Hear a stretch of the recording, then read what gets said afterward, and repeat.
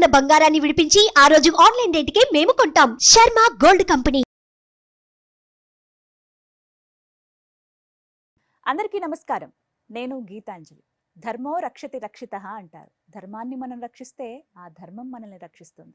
సనాతన ధర్మంలో మనకి ఎన్నో సందేహాలు ఉంటాయి. ప్రతినిత్యం మనం చేసేటువంటి పూజ దగ్గర నుంచి ఆలయాల సందర్శనం వరకు మనం ఎదుర్కొనేటువంటి ప్రతి అంశంలోనూ ఒక సందేహం మనకి కనబడుతూ ఉంటుంది. వాటిని ఎలా నివృత్తి చేసుకోవాలి? అలాంటి సందేహాలన్నిటి కూడా ఒక కార్యక్రమాన్ని ఏర్పాటు చేశాం. ఇవాల్టి కార్యక్రమంలో మన సందేహాలను నివృత్తి చేసేందుకు మనతో పాటు ఉన్నారు ప్రముఖ ఆధ్యాత్మికవేత్త, ప్రత్యంగిర ఉపాసకులు శ్రీ శివసుధీర్ శర్మ గురువు గారు. వారితో మాట్లాడి మరిన్ని విషయాలు తెలుసుకుందాం. అలాగే కొంతమంది భక్తులు కూడా ఇక్కడ ఉన్నారు.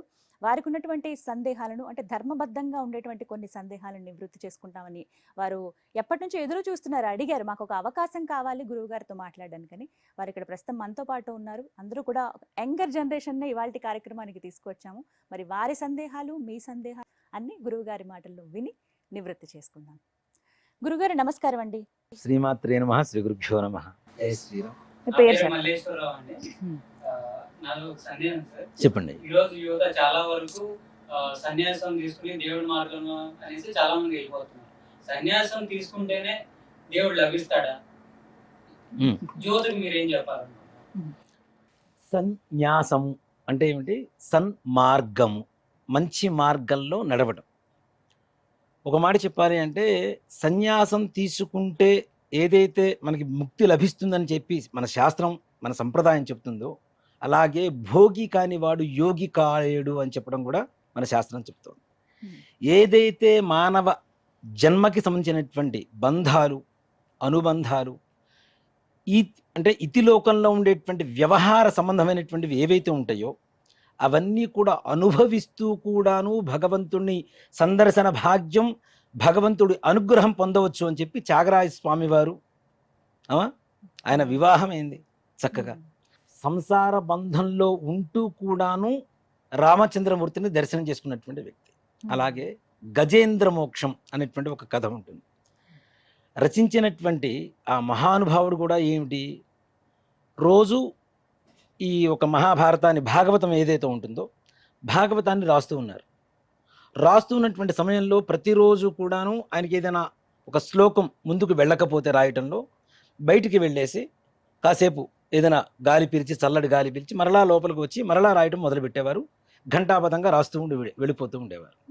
అలాగే ఒక రోజున అలా వైకుంఠపురంబులో నగరిలో అనేటువంటి ఒక శ్లోకం ఉంటుంది కదా. ఇది సినిమాలో వాడారు, ఇది సినిమా శ్లోకం అనుకుంటున్నారు. గజేంద్ర మోక్షంలో అత్యంత అద్భుతమైనటువంటి ఒక శ్లోకం. ఈ శ్లోకాన్ని రాస్తూ అలా వైకుంఠపురంబులో నగరిలో అంతవరకే వస్తుంది, అంత ఉంచి ముందుకు వెళ్ళటలేదు ఆయనకి ఈ ఘంటం అని. వెళ్ళకపోతూ ఉంటే ఒక 10 నిమిషాలు బయటికి వెళ్ళొద్దామని చెప్పి బయటికి వెళ్ళారు. ఆయన సహోదరుడు ఒక ఆయన ఉంటాడు. అన్నగారు ఎప్పుడు బయటికి వెళ్ళి వచ్చినా ఆయన కాళ్ళు కడగటం, ఈ తుండు కూడా పెట్టి టవలు పెట్టి కాళ్ళకి చక్కగా శుభ్రంగా తుడవడం ఆయన పని. వ్యవసాయం చేసుకుంటూ, సంసారం చేసుకుంటూ ఇదంతా జరుగుతూనే ఉంటుంది. ఇక్కడ ఆయన బయటికి వెళ్ళారు శ్లోకం కోసం అని చెప్పి ఆలోచిద్దామని. లోపలికి వచ్చారు. రాగానే ఆయన సహోదరుడు చక్కగా కాళ్ళు గడిగాడు, టవలు పెట్టి తుడిచాడు. లోపలికి వెళ్ళి కూర్చొని మొత్తం శ్లోకం మొత్తం పూర్తి చేశారు. సిరికెంజప్పుడు శంఖ చక్ర కథమును చేదో ఈ సంధింపడు అనేటువంటి శ్లోకంతో సహా సంపూర్ణం మొత్తం భాగవతంలో ఏదైతే ప్రధానమైనటువంటి ఘట్టం ఉంటుందో ఆ ఘట్టానికి సంబంధించినటువంటి శ్లోకం మొత్తం రచించేశారు. మరలా 10 నిమిషాల తర్వాత మరలా అన్నగారు బయట నుంచి లోపలికి వస్తున్నారు. ఈ తమ్ముడికి ఆశ్చర్యం వేసింది. ఏమిటి, ఇప్పుడే కదా మా అన్నగారు వచ్చారు, లోపలికి వచ్చారు, కూర్చున్నారు, రాశారు, మరలా బయట నుంచి ఎవరు వస్తున్నారు అని చెప్పి వెళ్ళి చూస్తే మళ్ళీ వాళ్ళ అన్నగారు కాళ్ళు కడుగుతూనే, ఇప్పుడే కదా అన్నగారు బయటికి వెళ్ళొచ్చారు, మరలా వెళ్ళారా అంటే, నేను ఇప్పుడే వస్తున్నారా అని చెప్పి చెప్పారు.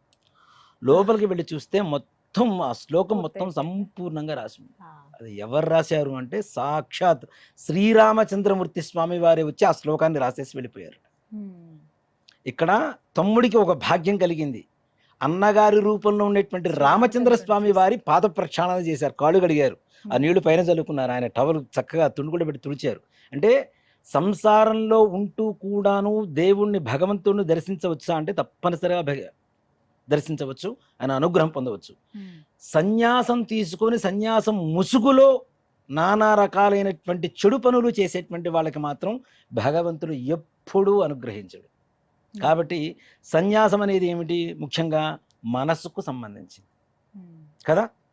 ఇప్పుడు కాషాయం వస్త్రాలు వేసుకొని లోపల ఆలోచనలు మొత్తం వేరే విధంగా ఉంటే అది సన్యాసం అవుతుందా? అవునా? తలలు బోడైనా తలుపులు బోడు కావని ఒక సామెత ఉంది. అంటే గుండు కొట్టించుకుంటాం, వెంట్రుకలు పోయినాయి. అంటే అలంకారానికి ముఖ్యంగా వాడేటువంటి వస్తువులు ఏమిటి అంటే, అలంకారంలో ప్రధాన పాత్ర పోషించేది కేశాలు. జుట్టు ఉన్న అంటే ఇప్పుడు యువత అనుభవిస్తున్నటువంటి బాధ కూడా అదే, తొందరగా జుట్టు ఊడిపోవటం ఇలాంటివి కదా. అంటే కేశాలు తొందరగా ప్రధానమైనటువంటి పాత్ర పోషిస్తూ ఉంటాయి. అలాంటివి అవి తీసేసిన ఈ మైండ్లో ఉండేటువంటి ఆలోచనలు ఎప్పుడైతే పోకుండా ఉంటాయో దాని సన్యాసం మాత్రం అనరు, సన్నాసి అంటారు. నాకు తెలుసు. కాబట్టి ఒక అక్షరమే తేడా. మన తెలుగు కూడా అంత అందమైనటువంటి భాష, అందుకే ఒక అక్షరంతో ఒక పొల్లుతో అర్థం మొత్తం మారిపోతుంది కదా. కాబట్టి సన్యాసం ఇవ్వవలసింది శరీరానికి కాదు, మనస్సుకి ఇవ్వాలి. ఏది ఎంతవరకు మనసులో పట్టించుకోవాలో అది పట్టించుకొని, ఇప్పుడు నిజంగానే రుణానుబంధ రూపేణ పశుపత్ని సుతాలయ అని చెప్పి శాస్త్రం చెబుతుంది. పూర్వజన్మలో ఏదైతే రుణానుబంధం ఉందో ఆ రుణానుబంధం తీర్చుకోవడానికే మన జీవితంలోకి భార్య, పిల్లలు, స్నేహితులు, పశువులు, మన ఇంట్లో పెంచుకునేటువంటి పశువులతో సహా మన జీవితంలోకి వస్తూ ఉంటాయి.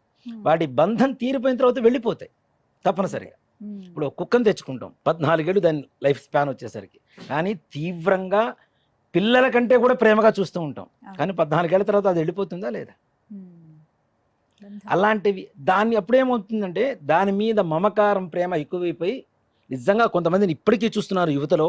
అలాంటి జంతువులు చనిపోతే ఇంట్లో వాటి మీద బాధతో అసలు కాన్షియస్ మొత్తం కోల్పోయి డిప్రెషన్కి వెళ్ళిపోయి వివాహం కూడా చేసుకున్నటువంటి యువతను నేను చాలా మందిని చూశాను. అక్కడ ఏమిటి, మనసుకు ఎంతవరకు తీసుకోవాలో అంతవరకు తీసుకుంటే ఏ బాధ ఉండదు మనకి. మితిమీరినటువంటి తత్వాన్ని వంటిలోకి మన మనస్సులోకి పట్టించుకోవడం అది సన్నాసత్వం అవుతుంది. ఏది ఎంతవరకు మన మైండ్లోకి పెట్టుకోవాలో, మన మనసులో పెట్టుకోవాలో, ఏ బంధాన్ని ఎంతవరకు చూడాలో, ఎలా ప్రేమగా ఉండాలో, వాటి పట్ల ఎక్కువగా మితిమీరినటువంటి అనురాగం, ప్రేమ, భ్రమ ఇట్లాంటివన్నీ పెంచుకోవడం కూడా భ్రమ కిందకే వస్తాయి. అవన్నీ మనతో ఉండవని తెలుసు, కానీ ఎక్కువగా పెంచుకుంటూ ఉంటాం కదా. అదే సన్నాసి అంటాం. సన్యాసము అంటే మనసుకి ఇవ్వవలసినటువంటి కాషాయం మనసుకి ఇవ్వాలి, శరీరానికి కాదు. సన్యాసికి అయితేనే భగవంతుడు చేస్తాడా, అనుగ్రహిస్తాడా అంటే అలా ఏం లేదు. సంసార బంధంలో ఉంటూ కూడాను భగవంతుడిని దర్శనం చేసుకోవచ్చు. భగవంతుడి పరిపూర్ణమైనటువంటి అనుగ్రహ కృపాకటాక్ష వీక్షణను మనం పొందడానికి సంపూర్ణమైనటువంటి అవకాశాలు ఉన్నాయి. చాలా చక్కగా వివరించారండి, ఓపికగా ప్రతి ఒక్కటి కూడా. ఈ ప్రతినిత్యం జీవితంలో అందరికీ ఉండేటువంటి అనుమానాలు, ఇలా ఇంకా ఎన్నో సందేహాలు ఉన్నాయి. అది సమయాభావం వల్ల ఎక్కడితో ముగించవలసి వస్తుంది.